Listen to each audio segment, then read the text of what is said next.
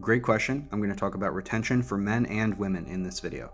The human body is a bioelectric machine. It is able to take the food, the air, and everything that goes into it and create energy. Now, you already know this. However, what you maybe don't know is that a lot of that energy oftentimes gets focalized in our genital regions, especially if we have trained ourselves cyclically to be, advantageous or adventurous, sexually speaking. In other words, horny.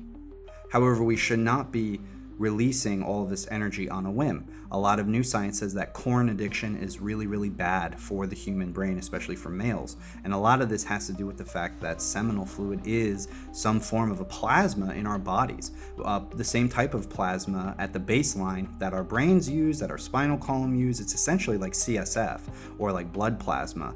And when we're releasing this constantly, we're actually deneutralizing our bodies. And you see, this is how they get you. 21 times a month, they'll say will lower your risk for prostate cancer. And maybe that's true, but it doesn't talk about the mineral deficiencies, the brain damage, the relationship issues that you're going to have. This is purposefully designed to make men weak, and it's working. The counterpart to the male would be the female ovum. So ovulation is actually a woman's inner alchemical cycle. This is a very big peak time for her where her hormones are maximalized and she's able to attract and magnetize things on a whole new level, quantumly speaking. And again, it's because in the base of our spine, we have so many nerves, and all these nerves are intercommunicating with light pathways.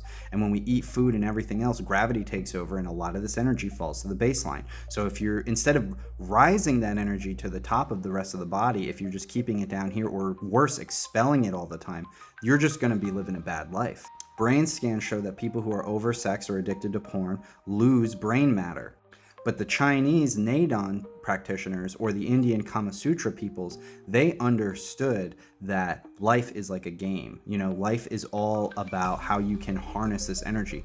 These art depictions are actually supposed to be like a human body. And as you'll see, there's all this energy down at the base of the spine that you're supposed to rise up through like the serpent or the dragon path.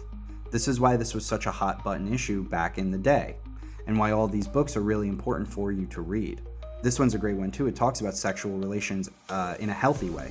So what's the big secret? The big secret is you can have sex as much as you'd like, but orgasm has to be properly maintained. And from my research, a lot of the greatest alchemists and spiritual people say that you should really aim, if you're a man, to have an orgasm once every 3 weeks to a month, and for a woman, maybe once a week.